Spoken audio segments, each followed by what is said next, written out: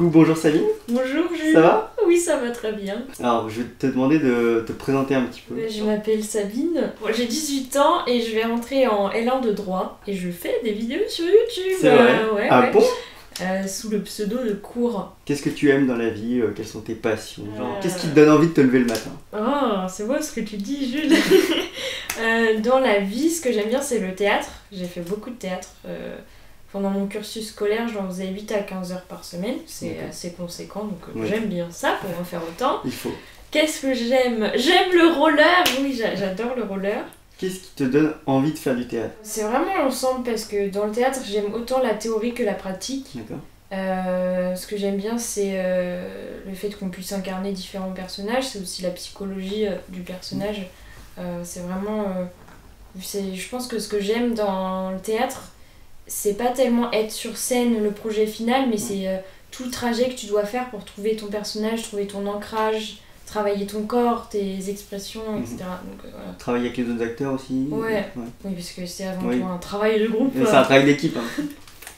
Du coup, cette passion pour le roller, c'est un peu nouveau ou ça date de longtemps? Ça date de longtemps dans le sens où ça fait longtemps que je m'intéresse au groupe de roller, donc surtout le roller derby et aussi le roller en skatepark, notamment les Moxie Girls, c'est un groupe de filles qui fait du roller à Venice Beach, à Los Angeles.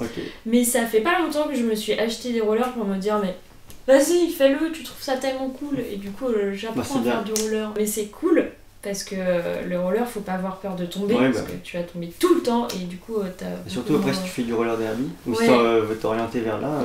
t'as beaucoup moins peur de te faire mal, etc. C'est une belle leçon. C'est sûr, il faut encaisser les coups et se rattraper. Oui. Au roller derby, t'as une équipe pour te rattraper, pour t'aider. Dans la vie, c'est un peu plus dur. Mais on peut se constituer une équipe. Mais justement, dans la vie, l'important, et même sur YouTube, c'est vraiment d'être entouré des bonnes personnes. Ouais, c'est vrai. Quelle est la place de tes amis dans ton entourage? Je pense que j'ai beaucoup de chance parce que j'ai des amis qui acceptent ce que je fais en fait. Je sais que quand j'ai commencé ma chaîne YouTube, j'avais une amie proche qui a arrêté de me parler à cause de ça, ce qui était un peu... c'était à une autre période. YouTube, ça a grandi très très vite ces derniers temps et voilà, l'image qu'on avait des youtubeurs, c'était un peu genre pourquoi tu parles tout seul dans ta chambre quoi. Et du coup... cette personne-là... Tu peux nous rappeler quand tu as commencé YouTube? J'y ai commencé il y a 2 ans et demi, bientôt 3 ans. Et du coup, sinon mes amis, j'en ai qui s'intéressent vraiment à ça. J'ai des amis qui font des vidéos par exemple. La petite vie de Leslie, je crois savoir que tu la connais un peu. Un petit peu, de vue. Et puis après, j'ai des amis qui savent ce que je fais, mais qui, voilà, pour YouTube c'est un peu un monde à part, mais au moins, enfin, je sais qu'ils sont là quand j'ai un problème, quand je veux leur en parler, ils sont un minimum intéressés. Donc je pense que c'est important, mais même sans parler de ses amis, c'est important aussi d'avoir des amis dans le milieu. Et même autour, par exemple, moi je sais que j'ai eu de la chance parce que j'ai fait les bonnes rencontres au bon moment. Par exemple, les gens de chez Mademoiselle qui, quand même, m'ont apporté pas mal de choses. Puis après, question network, etc., c'est vrai qu'il faut vraiment faire attention parce qu'on peut tomber sur des gens vraiment mal intentionnés ou des gens qui voient juste l'argent derrière toi, parce que finalement c'est ça. Hein. Et du coup, c'est bien de ne pas se précipiter vers les mauvaises personnes, d'essayer de se constituer un petit cercle. Voilà, je sais que sur YouTube, moi j'ai un petit cercle d'amis, le YouTube Squad, avec d'autres youtubeurs, on est tous à peu près au même chiffre d'abonnés, donc ça se joue entre 1000 abonnés et 65 000 on va dire. Et du coup ça permet de créer des collaborations, de vraiment échanger sur notre contenu et d'avoir un regard différent sur nos vidéos. Est-ce que tu es heureuse? Qu'est-ce qui te rend heureux dans la vie? Ouais, franchement ça va. Je sais que j'avais eu un peu une période de flottement qui a un peu impacté sur ma chaîne par rapport à mon orientation. Donc comme je l'ai dit tout à l'heure, j'avais longuement hésité entre le droit et une école de théâtre. Du coup c'est pas un choix facile parce que quand on a mon âge, on se dit que la vie il faut vraiment y aller vite et que si tu te trompes, tu vas gâcher toute ta vie alors que pas du tout quoi. Et genre relativiser par rapport à ça c'était compliqué. Mais bon voilà, j'ai réussi et puis... c'est important aussi d'avoir des points d'accroche pour se décrocher des petits problèmes comme ça dans la vie, des petits ou des gros problèmes. C'est que genre maintenant, étant donné que j'essaye de faire du roller, dès que genre ça va pas ou que que par exemple je reçois plein de messages un peu méchants, haineux, je vais faire du roller et j'oublie directement, et du coup c'est cool. Quels sont les sujets qui te tiennent à cœur Je suis très engagée dans tout ce qui est lutte contre la discrimination, quelle qu'elle soit, genre le racisme, le sexisme, toutes les discriminations physiques bien sûr et mentales. Mais je sais que le féminisme c'est un sujet qui me tient particulièrement à cœur parce que c'est un sujet que j'ai découvert assez tôt grâce au site Mademoiselle. Puis du coup que tu vis tous les jours aussi. Voilà, c'est exactement ça et finalement c'est un sujet qu'on vit dès notre plus jeune âge. Je sais que j'avais fait un sondage par exemple sur Twitter en ayant demandé est-ce que vos parents vous ont déjà parlé de consentement, vraiment.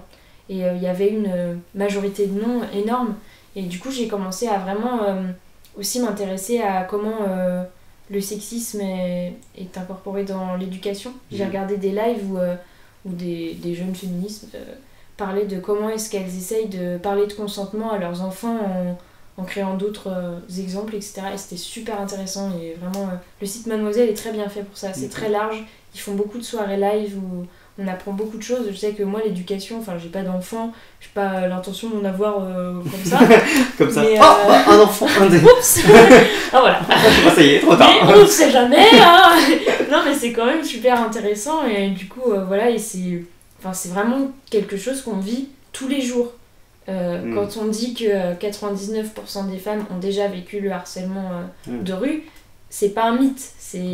Moi je sais que ça, je l'ai vécu dès que j'avais 12-13 ans, sans savoir mettre des mots dessus. Et genre je sentais qu'il y avait quelque chose qui allait pas là-dedans. Je me disais, c'était moi qui étais mal à l'aise alors que c'est pas à toi d'être mal à l'aise. Donc j'ai commencé à un peu faire des recherches, je suis tombée sur le site Mademoiselle. C'est là aussi où j'ai pu connaître d'autres mots comme le body shaming, le slut shaming. Ça aussi on n'en parle pas finalement. Et si tu veux en parler, c'est le moment, tu peux en parler. Eh ben, je sais que le moment où j'ai commencé à vraiment m'intéresser à ça, donc c'était suite déjà au harcèlement de rue, mais c'était aussi pendant une discussion dans la cour de récré où c'était machine à coucher avec machin alors qu'il était en couple, quelle salope. Mais lui n'avait rien, le pauvre, parce que du coup il était plus avec sa copine. Et moi je me disais, mais il y a un truc qui cloche quand même, c'est la sexualité des femmes, elle est quand même. C'est pas la même chose, c'est un peu l'homme champion et la femme. Voilà. Du coup, j'avais commencé à regarder, et c'est là que j'avais compris que le slut shaming c'était une réalité et que vraiment ça existe et que vraiment c'est grave.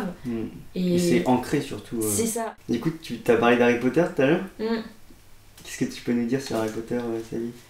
Alors moi j'ai grandi avec Harry Potter parce que ma maman est une très grande fan d'Harry Potter. Elle connaît tous les détails, elle a lu les livres plusieurs fois, vu les films plusieurs fois. Vraiment ma maman est une grande fan. Ce qui fait que j'ai regardé les Harry Potter dès mon plus jeune âge, dès qu'ils sont sortis. Je crois que du coup le premier j'avais 3 ans, un truc comme ça. Ça m'a un peu traumatisé la scène du troll, mais du coup j'ai grandi avec ça. Alors je me dis pas Potterhead parce que je connais pas tous les détails, je suis pas au point d'être ma maman qui est extrêmement fan, mais c'est un univers aussi que j'adore. Pour moi Harry Potter c'est un chef-d'œuvre de la littérature jeunesse, rien que pour tous les détails et elle va sortir 3 nouvelles sur comment est-ce qu'elle a imaginé les personnages, genre j'ai trop hâte. Et qu'est-ce que tu dirais que ça t'a apporté Harry Potter et tout cet univers de magie? La magie en général, c'est un peu comme Disney, le fait de croire en ses rêves, etc. J'ai beaucoup cru à ça quand j'étais enfant. Je pense que ça permet aussi d'être plus créatif peut-être, parce que dès ton plus jeune âge, ça t'apprend à imaginer des univers tout autour de toi. C'est important. Et grâce à ça, étant donné que j'ai vraiment grandi avec ça, avec Star Wars, avec Disney, je crois que même si j'ai que 18 ans, je pense que je vais devenir comme mes parents, une grande enfant, et c'est quelque chose qui me plaît. Ah, moi aussi ça me plaît. En tant que grand enfant, je suis très content de t'avoir comme ami. Un mot pour la fin.